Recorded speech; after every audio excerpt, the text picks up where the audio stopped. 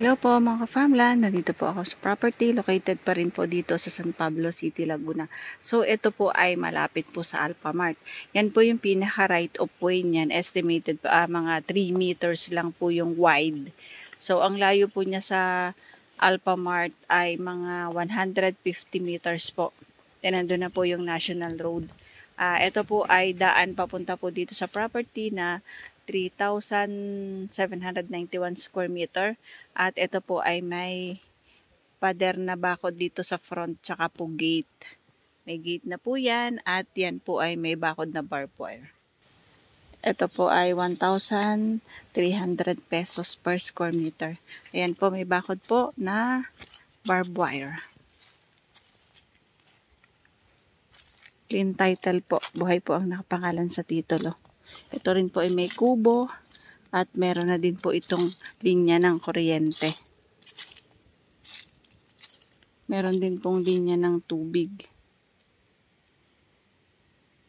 Ito po ay rambutanan at may niyog, may dalandan.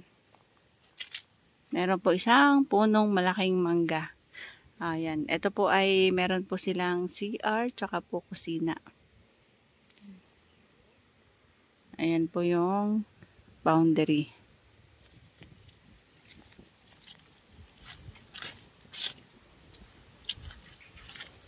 Ito po yung kubo, yung pahingahan ng may-ari ng lupa pag napunta po dito.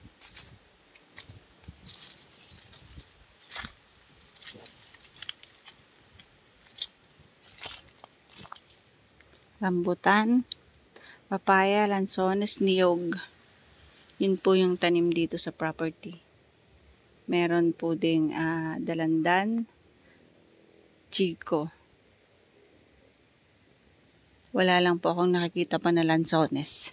May nakita po ako guyabano, tsaka po lemon at kalamansi.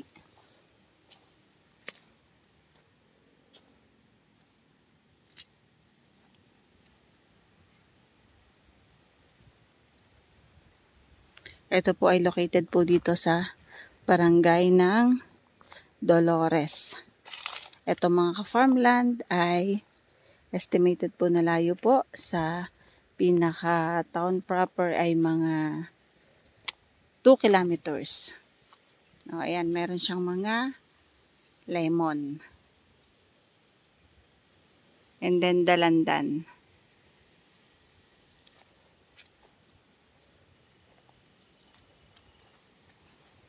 Ayan po yung pinaka-boundary ng property. Madami pong tanim na paminta.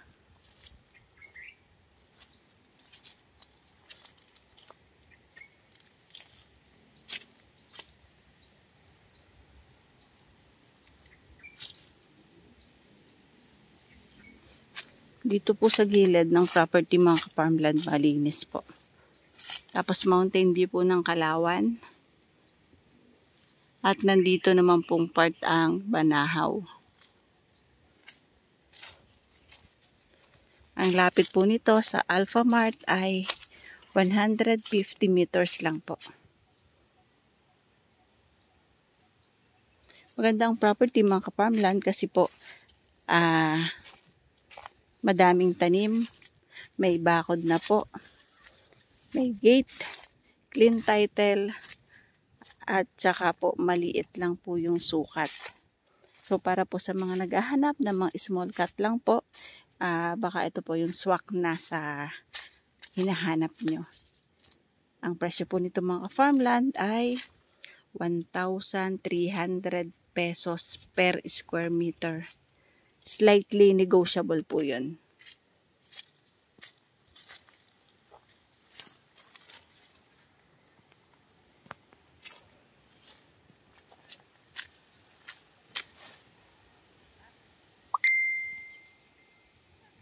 Ayan po, yan po yung mga dalandan.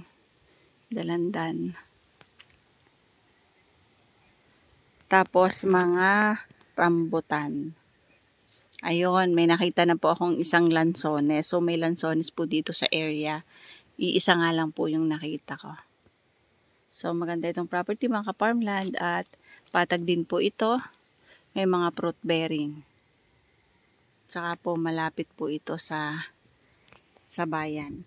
At siguro estimated po dito mga 2.5 kilometers po dun sa hospital, dun po sa iba pong establishment, and then ito po ay may layo naman sa na mga 4 kilometers sa SM San Pablo.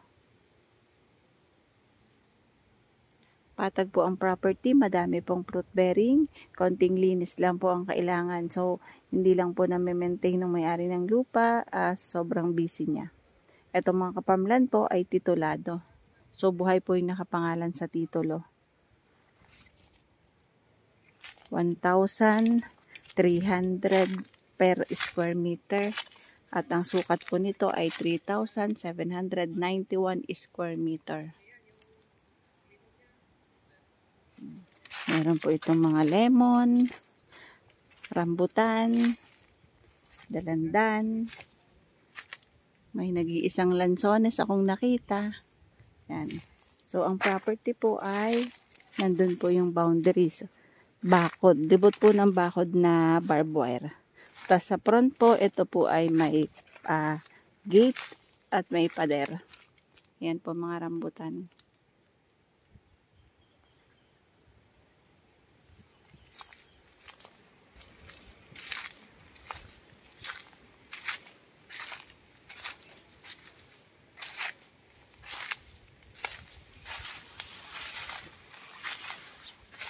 Ang konting issue lang po dito ay yung pong right of way mga ka-farmland. Kasi estimated po yung papasok po dito papunta sa property ay mga 3 meters to 3.5 meters po yung wide noong kalsada papasok. So yung malalaking sasakyan po ay mahihirapan pumunta dito.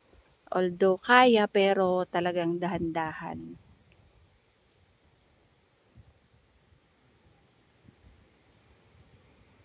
Ayan pala, may lansones pa. Sorry, meron pa ako nakita, isa, dalawa,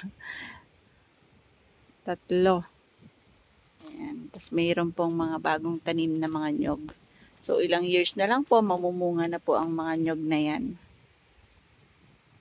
Boundary po niyan, ayan po.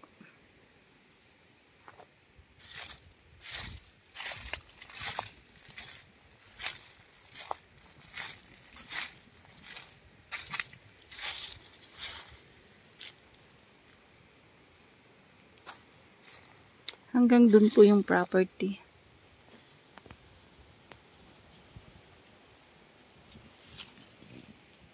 Meron po na dyan na kubo, may CR, may lababo.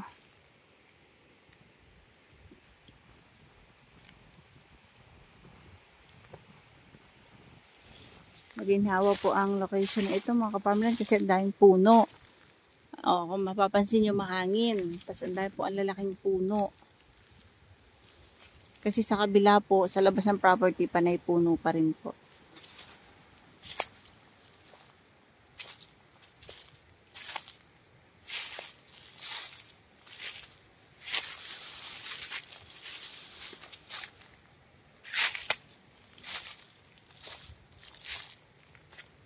Meron pong bayabas. Langgam.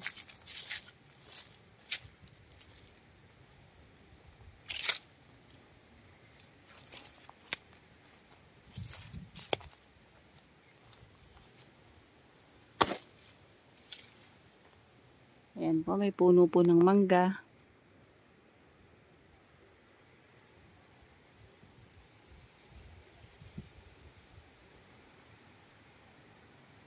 Yan po yung pinaka-boundary ng property. Ayan po yung barbed wire.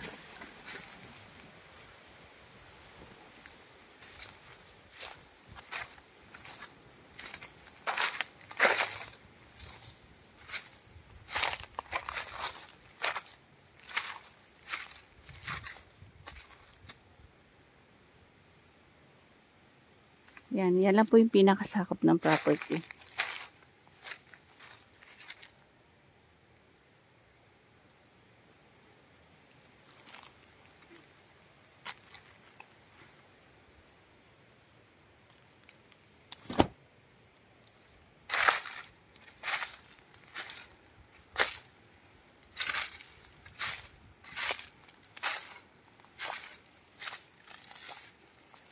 Punta po tayo dun sa may pinaka lababo.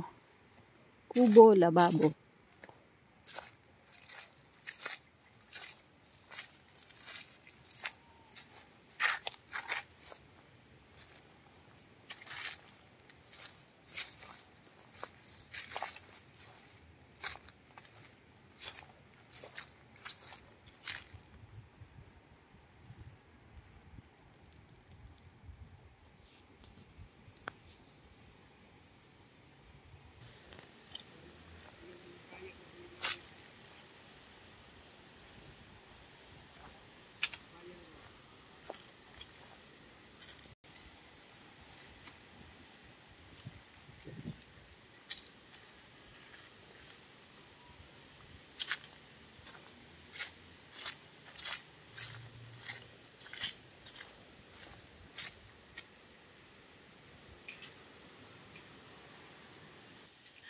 Ayan po yung pinaka-kusina nila, yung lababo nila.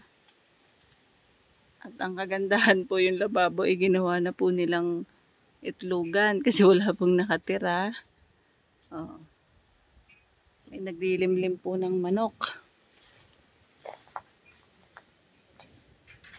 Ito po yung CR. Tsaka yung shower room.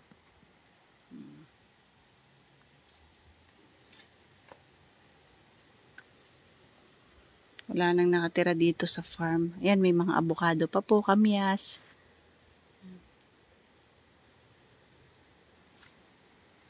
So, paano mga farmland? Bye-bye po. See you for the next videos. God bless po sa ating lahat. Bye-bye.